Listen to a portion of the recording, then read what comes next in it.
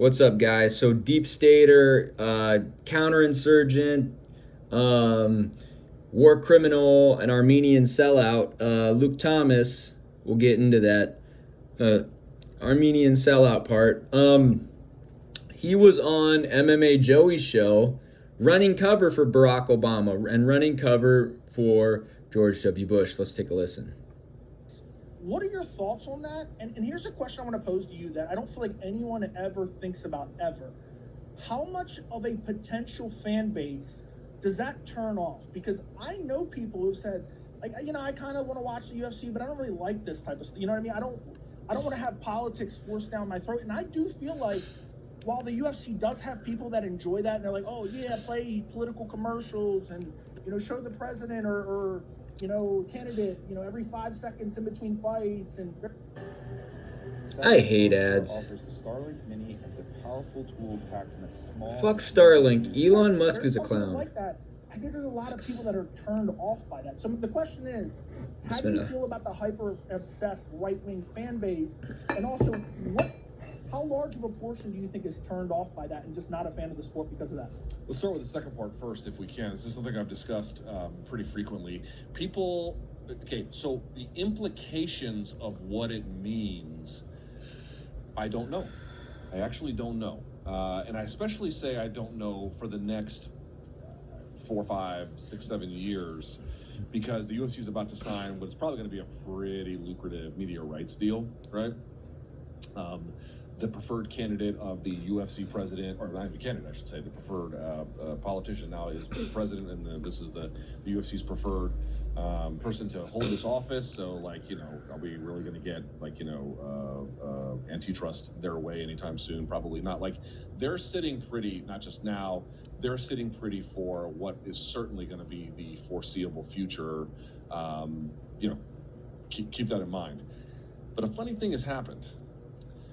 I cannot tell you, and again, there's going to be some maniac who sees this who doesn't care. There's going to be some low information partisan who by the way, the low information partisans in this industry who either as fans or other actors who grossly overestimate their own knowledge, but more to that point, these are people that fancy themselves free thinkers, but they listen to the same podcast. They have the exact same opinions. They wear the exact same clothes. They talk in the exact same parlance. I mean, these are all carbon copies of each other, if ever there was one. So it's very, very interesting that they identify as the opposite of what they actually are. But when I tell you this, it has been true for years, dude. There was a point, I don't know, maybe 2023, 24, I'm not sure exactly where it was, somewhere around that time, where I was getting emails, DMs, fucking daily from people being like, I've had enough, I can't take it, I'm out. A quiet exodus has already. Well, yeah, the only good point here is that people that MMA Joey and Luke Thomas making. MMA Joey has made good points in the past, but why are you having Luke Thomas on number one? The guy is a deep stater. But second of all, this is the only good point that Luke Thomas makes. We'll get into a little bit about Luke Thomas's past. He has a pretty shady past. So we'll get into that. And especially given that he was born in Pajidistan, India. We call India Pajidistan. And he's also Armenian. You know how us Iraqis feel about the Armenians, especially given the siege of Baghdad in 1258. And also Armenia's ties to the Zionist entity. We'll get into that. And then also, this man has normalized Zionist Ariel Helwani for many, many years. Why are you platforming a man who normalizes Ariel Helwani? Ariel Helwani is a Zionist, as I will show you in using reverse canary mission. Yes, there exists a reverse canary mission in 2 seconds. But yeah, the fact that Zionist terrorist Ari Emanuel is the owner of the UFC turned off a lot of fans, including myself. I'll now only watch Glory Kickboxing. I now only, Glory Kickboxing and One Championship Kickboxing. That's mainly what I watch, man. Because, again, not only am I 20% Iraqi, I'm also 7% Palestinian. I'm also 7% Palestinian. And 8% Lebanese. So I don't trust the UFC because of their ties to the Zionist lobby and because it's Zionist terrorist Ari Emanuel, the brother of Zionist terrorist Rahm Emanuel, and the son of Zionist terrorist Ezekiel Emanuel, who literally owns the UFC. But why did Luke Thomas collaborate with Ariel Helwani, the man whose family was kicked out of Egypt because they were Zionists, and they were kicked out of Lebanon because they were Zionists? By the way, Helwan is in Egypt. That's where comedian Ahmed is from. Happened. This is why MMA is monoculture now. Everybody listens to the same podcast. They listen to, in general, the same kinds of people. They attend the same kinds of events. They vote along the same kind of partisan lines. There's been sorting all the way down. Everybody is, again, with notable exception, everybody is the same because the more mixed audience that used to be there, the other half of them, they just left. Now, you might be asking, well, okay, if they just left, well, then how come the UFC is still doing well? Well, one, remember, these are constantly, even no matter what audience it is, these are not audiences that last a long time watching the sport. They come, they go, and then a new one crops up. Also, we're just living at a time politically, both here in the United States and then abroad as well, of an ascendant right. I mean, that's just actually, that is what is happening. And so it feels like everyone's popping champagne bottles and blah, blah, blah. But like, my point is that won't last forever. Absolutely. I saw the Bush coalition fade. I saw the Obama coalition fade. The Trump coalition eventually will, it's not now, but it eventually will fade. So the Bush coalition, the Obama coalition, Obama was a continuation of Bush. Trump was a continuation of Obama. This man is so low IQ. Let's get to that. Bush's war crimes in Iraq. Again, Bush committed war crimes in Iraq. Okay? That's not up for debate. Operation Iraqi Freedom, so-called Operation Iraqi Freedom, you know, when the dirty English and the dirty Americans invaded Iraq, that's a war crime. That's war crimes.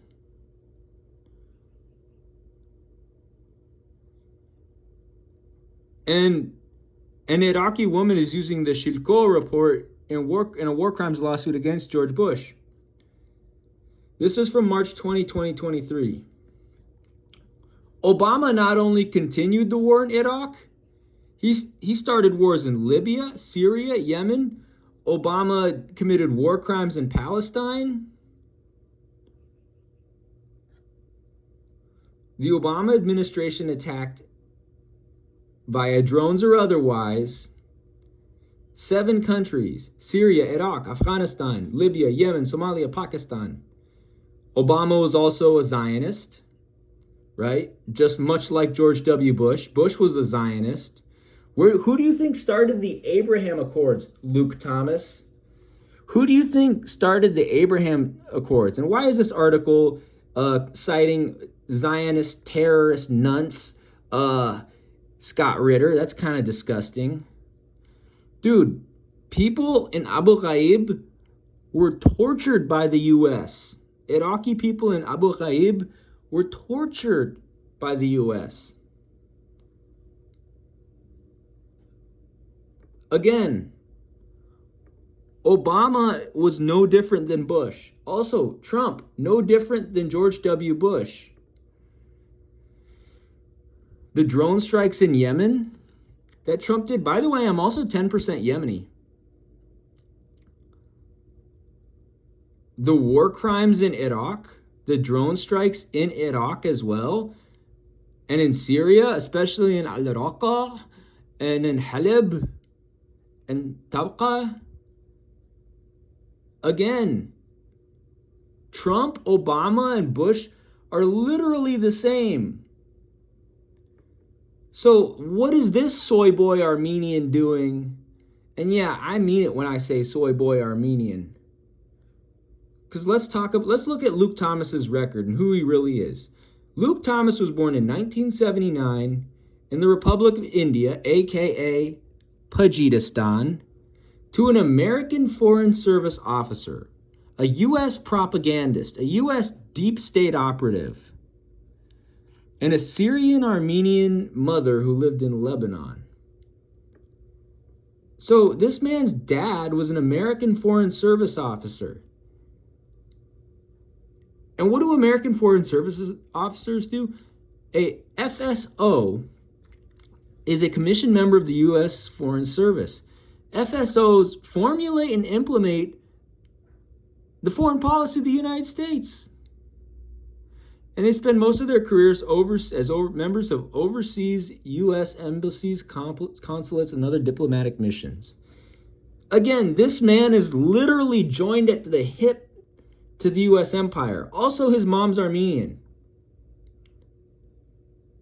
What do we know about the Armenians? What were the Armenians doing in 1258 in Baghdad?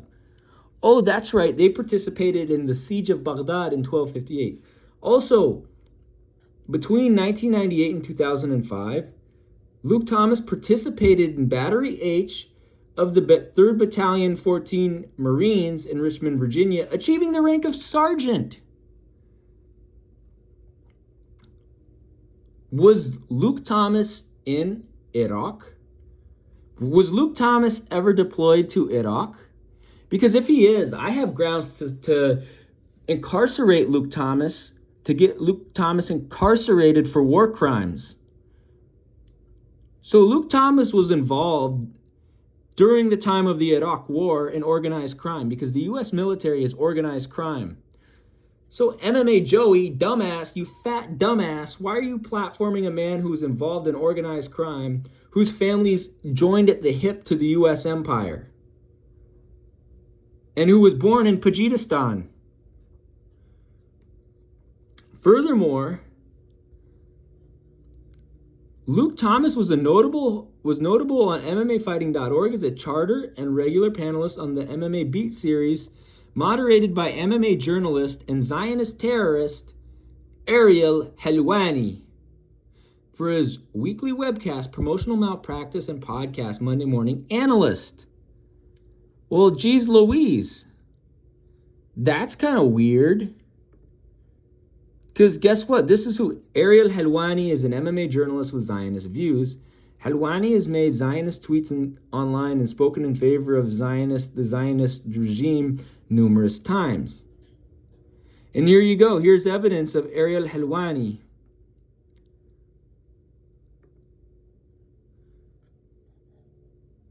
We'll see if it... Try to get this evidence up here, but Helwani is a Zionist.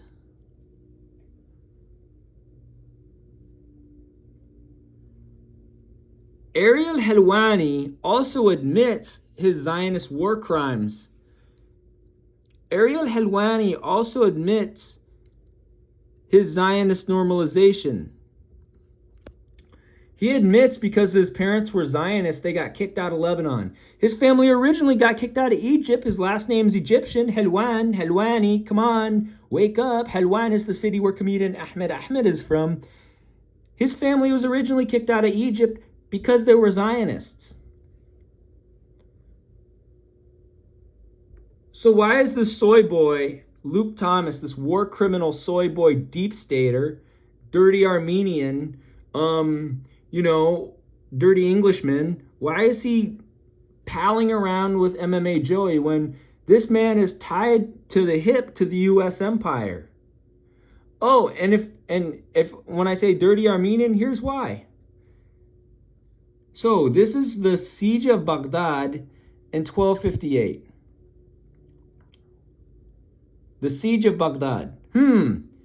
You Do you think I have some family in Baghdad? Do you think a lot of my Iraqi family is from Baghdad? You know, there's a whole neighborhood with my family's last name in it. My Iraqi family's last name. Mansour. Just saying.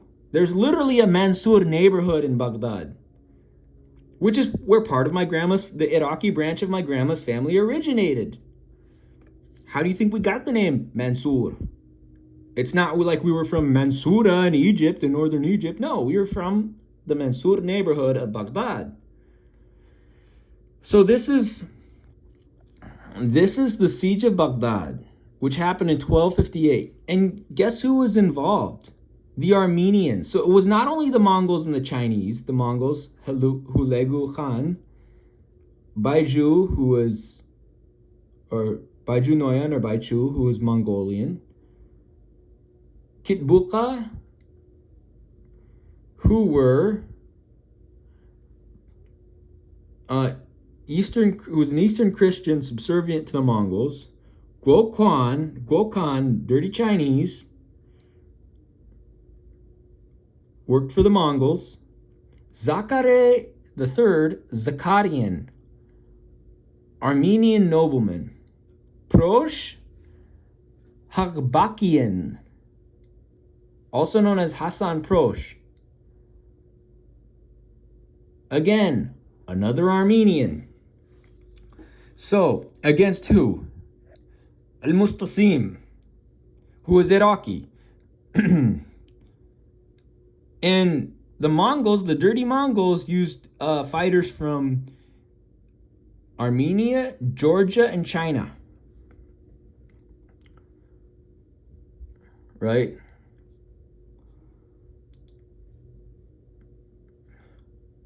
So this man's ancestors murdered the entire Muslim community of Baghdad, which is why Baghdadi Muslims speak the Gilit dialect of Arabic, not the Qaltu dialect, which is spoken by Christians in Baghdad.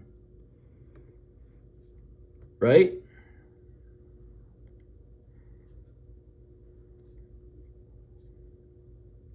And actually, we'll get into that.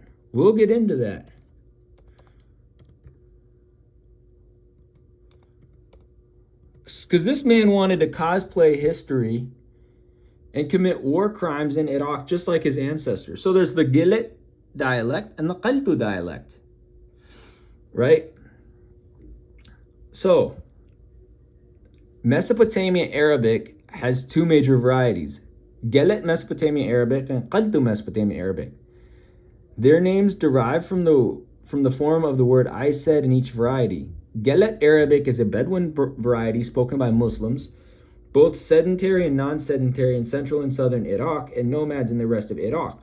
Qaltu dialect is an urban dialect spoken by non-Muslims, aka Christians, of central and southern Iraq, including Baghdad, and the sedentary population, both Muslims and non-Muslims, in the rest of the country.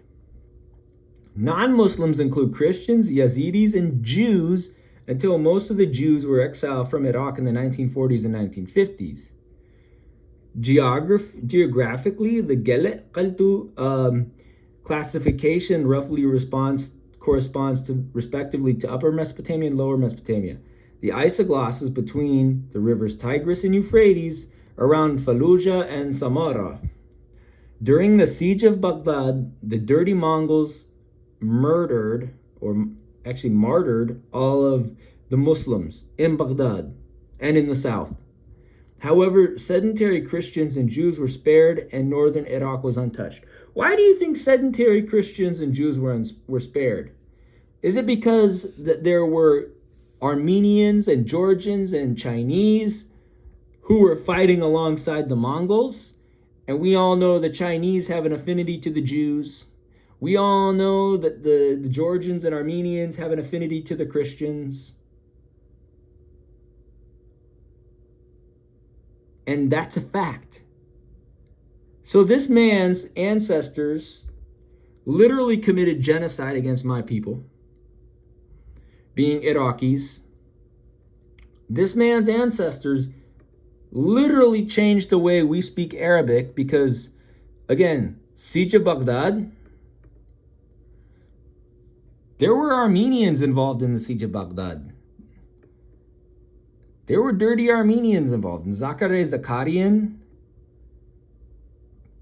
Prosh Hagbakian, and there was also dirty Chinese, Guo Khan.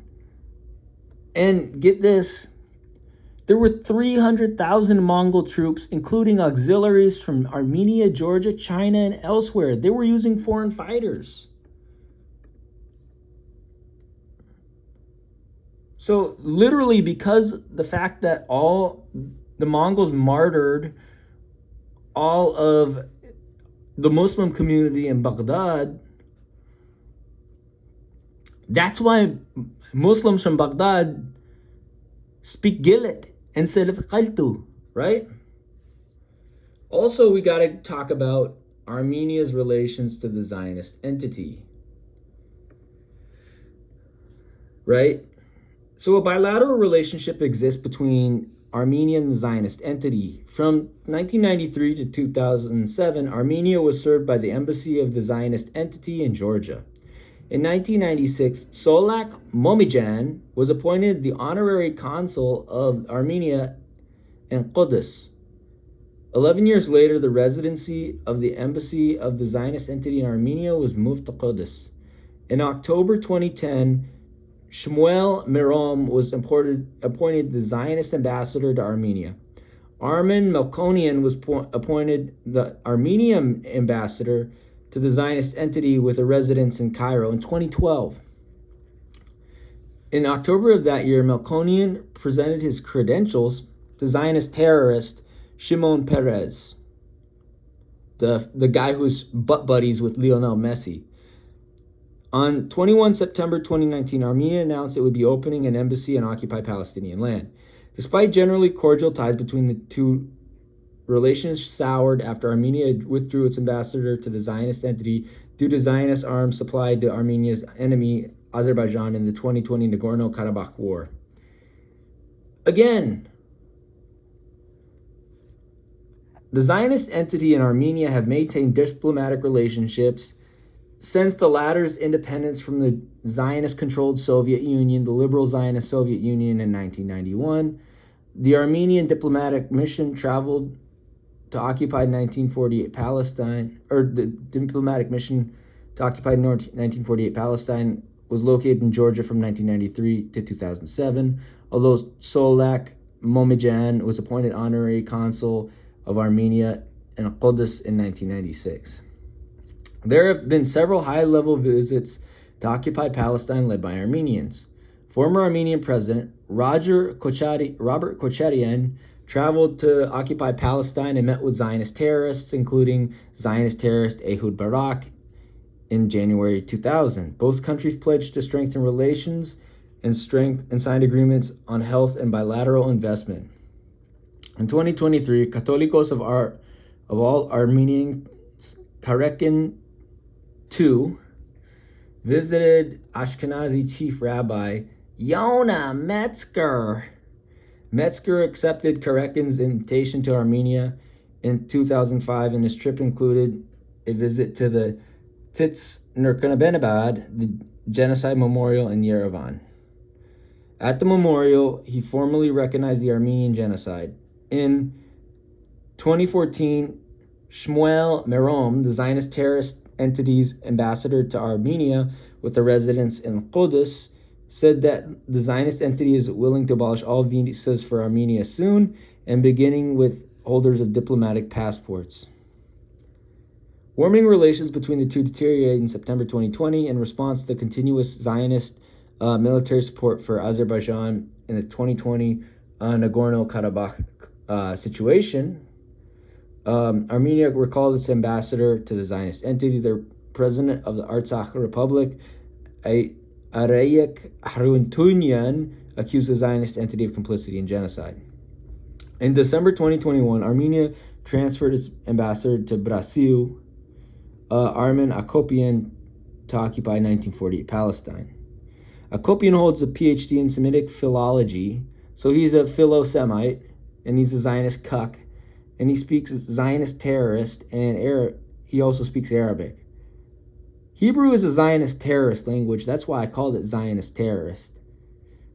In the mid-1990s, he initiated the Hebrew studies at the Yerevan State University, the biggest university in Armenia. Yerevan State sounds like a shithole, like Wazoo, right? Like Wazoo. It's like the Wazoo of Armenia. It's a shithole, right? But here's a timeline. 1994, Armenian Minister of Foreign Affairs Vahan Papazian visits occupied 1948 Palestine. February 95, Robert Kocharian visits occupied 1948 Palestine. October 1998, Vardan Oskanian visits occupied 1948 Palestine. January 2000, Robert Kocharian meets with Zionist terrorist Ehud Barak, Zionist terrorist Ezer Weizman, Zionist terrorist Abraham Berg, and Zionist terrorist Natan Sharansky, and Zionist terrorist Ehud Olmert. November 2005. Zionist terrorist Yonah Metzger visits Armenia and declares the Zionist entity recognizes the Armenian genocide. August 2011. Zionist diplomats headed by Foreign Ministry official Pinchas Avivi and Armenian diplomats headed by Deputy Foreign Minister Arman Kurakosian meet to discuss relationship between their countries. In January 2012, Zionist terrorist Orit Noked meets with Armenian Prime Minister Tigran Sargsyan and Agriculture Minister Sergo Karapetyan. July 2013, Armenian President Serge Sargsyan meets with Yair Aran, Zionist terrorist. So, again, since independence, Armenia has received support from the Zionist entity as one of its trading partners. Air Armenia operates twice weekly flights to occupy 1948 Palestine, and Armenia is looking forward to a rise in tourism from Zionist terrorists.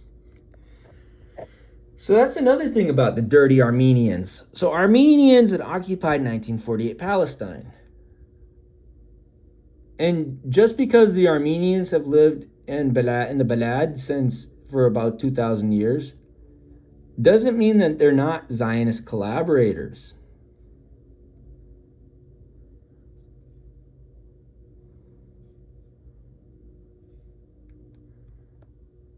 So, by the Nakba, 25,000 Armenians lived in mandatory Palestine.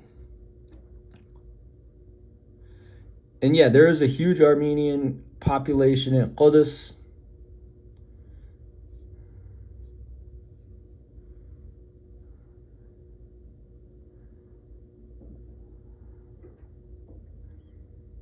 And the Armenians collaborate with the Zionist entity at Hebrew University, which was founded by Zionist terrorist Albert Einstein.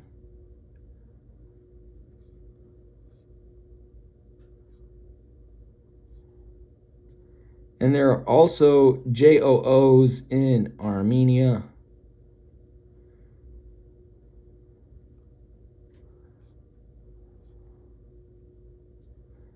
But there's been a lot of Zionist collaboration with the Armenians. What about the whole Syrian component? Because I mentioned Syria. Because in 1987, when Iraq was fighting against Iran, Syria gave weapons to Iran. You want to know who else gave weapons to Iran? The Zionist entity. What do you think the Iran-Contra affair was about? So, the IRGC tasked its first member, Mohsen Rafirdoust, with purchasing arms from the Eastern Bloc. Rafirdoust is contacted and established positive ties with many countries, including Syria, under Hafez al-Assad, Libya under Gaddafi, North Korea under Kim Il-sung, Bulgaria under Todor Zhivkov, and Poland and Yugoslavia, Eastern Germany, the Chinaman under Deng Xiaoping, Zionist China, fuck Zionist China, and fuck Deng Xiaoping, and eventually the Western Bloc after Switzerland, who indirectly sold Iran Western ammunition. Argentina also reached out to Iran proposing arms sales and agreed to train Iranians in TOW production.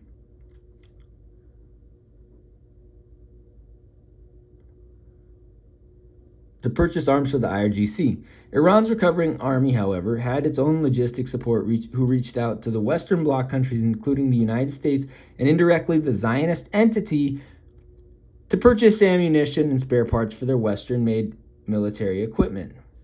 Again, the Iranians and Syrians, the Iranians collaborated with the Zionist entity. The Syrians also gave weaponry to Iran during the Iran-Iraq War in 1987. Iran was also backed by the dirty Kurds of the KDP and PUK and the Islamist Kurdish Mujahideen in northern Iraq, all organizations, in fact, rebelling against the Iraqi Ba'athist government with Iranian support. So, they also funded Kurdish separatists. Again,